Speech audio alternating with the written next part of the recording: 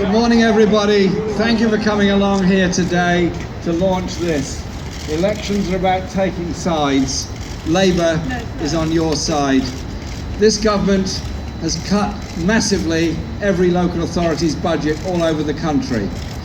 This government has taken £4 billion out of the adult social care budget. This government is underfunding our National Health Service. This government is presiding over a housing crisis that affects almost every family in the country, particularly the poorest families in inner city areas, as they refuse to regulate the private rented sector, do not give local authorities the chance to build houses, indeed instead of forcing those in high-cost areas to sell off property that is desperately needed. They have presided over a budget that has given to the very wealthiest and taken from the very poorest. They tried to take personal independence payments away from those with disabilities. They're taking £30 a week away from those on ESA with disabilities. This is a government that is widening the gap between the richest and the poorest.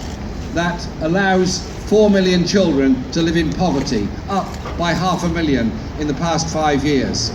And news that's just come out of research done by City University and other institutes shows that for the first time since the 1870s, the life expectancy between the richest and the poorest isn't narrowing, it's widening.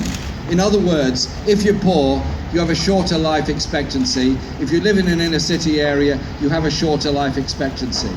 These elections on Thursday are about electing Labour councillors, and in London and other big cities about electing Labour mayors. Labour mayors who will challenge the government, will try and bring us cleaner air and try and develop housing for the needs of all. But above all, it's an election about hope.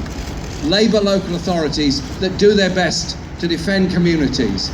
Labour voters that want something different, that want a government that cares for all, not for the few. Want a society where the gap between the richest and the poorest narrows, not widens. Where public services are for the benefit of all, not cut at the expense of the majority.